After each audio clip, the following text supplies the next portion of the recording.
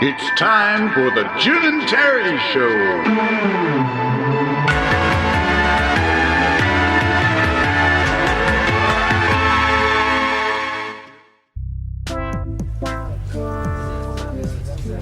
In Christian circles, they often talk about millstones, that heavy thing that's used to grind wheat and flour, and sometimes it's used as a punishment. You put a millstone around somebody's neck, it's to throw them into the water so they drown. I think the Bible says in a couple of cases it would be better if a millstone was tied around his neck and thrown into the water, into the ocean. Yeah, or the lake of fire or something. Yeah, okay. So instead of millstones, let's turn that on its head and talk about milestones. Oh, milestone. Used to mark a mile, literally, on roads. Not a the stone. restaurant. We're not talking about the restaurant.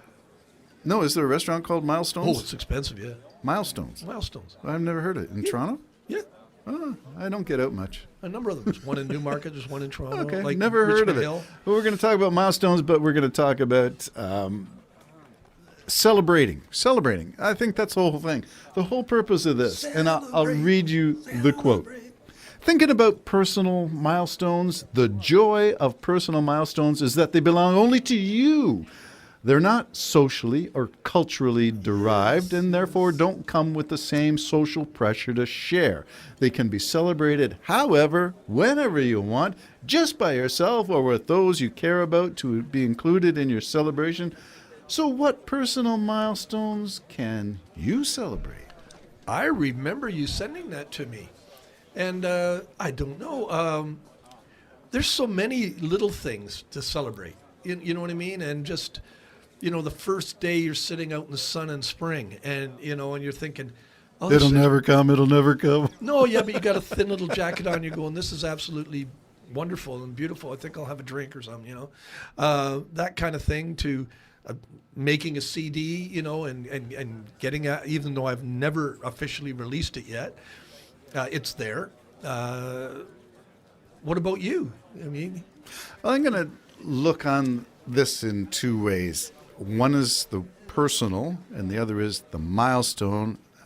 Maybe even the third one is just celebrating as a whole. And I linked it into culture because we often have these things, the 24th of May, the Queen's birthday, fireworks and all that stuff. stuff. By the way, the previous show, would we be eliminating that as non-monarchists? No, we keep them as traditions. Okay. We just minimize them and say that's not what it's sort of like Christians taking over December 25th. Yeah, okay, I get you. That's the way we do things. It's called cultural appropriation. If it's good, if it drives economics, if it makes people feel good about something, themselves, the people, other people, that's great. Would community. We not just maybe change that to Independent Day or something? No, that's July 4th, and that's an Americanization of Canadian culture. We wouldn't want to do that. Well, we have to wait till Trump decides to take over Canada. That's probably in the works, too. I wonder if he's got it as part of his plan. I think that's probably in his little head. All right, so let me go back to this. Celebrating. I wanted to get at the notion of celebrating. We don't need an excuse to have a good feeling about ourselves. And maybe we beat ourselves up so much that we're not used to hearing accolades about ourselves. And maybe it's time to change that up. Not that we're going to let things go to our heads and say, I'm the greatest thing.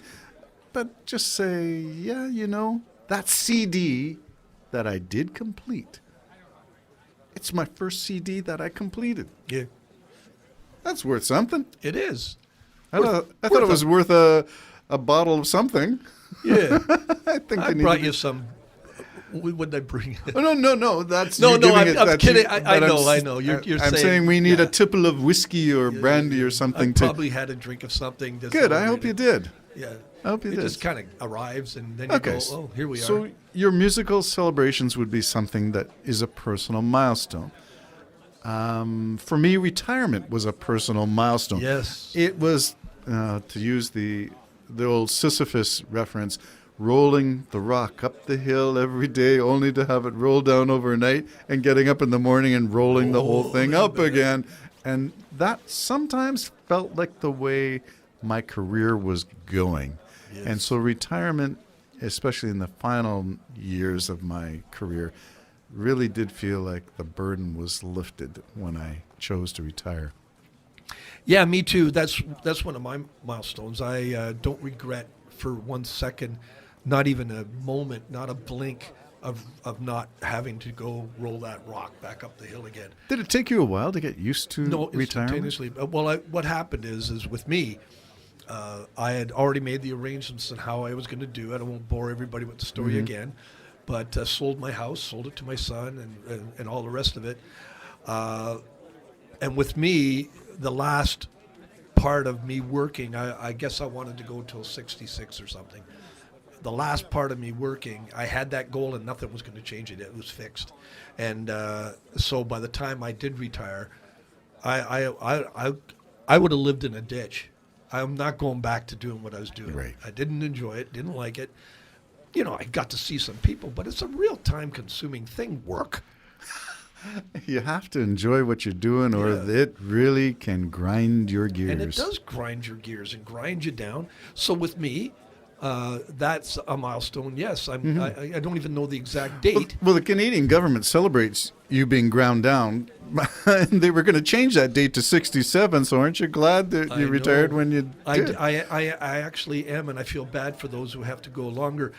Remembering that, and here we go off subject again, remembering that at 65 was pegged because there was a great chance you wouldn't last that long. Yeah. So they'll give you money in 65 years old, and you lived for a half a year or a year on money, and then you got to die in peace. Now, we're just healthy and stronger people. There's people in their 90s still going, and yeah, a friend of mine just recently died. I think you know him. Died of a heart attack on Sunday. And my condolences to his family. Dave Lascelles died. Do you remember Dave Lascelles?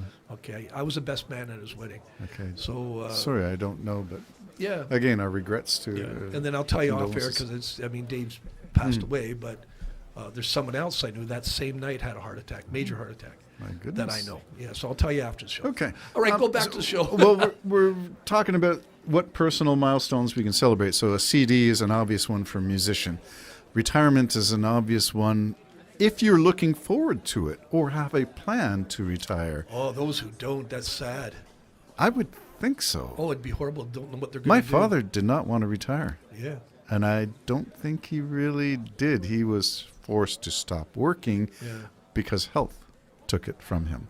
But that's no plan to retire. I have an older brother who's, I don't think, planning to retire either. I think they're going to do, I think I told you about this philosopher in England whose body was stuffed and preserved in a glass case.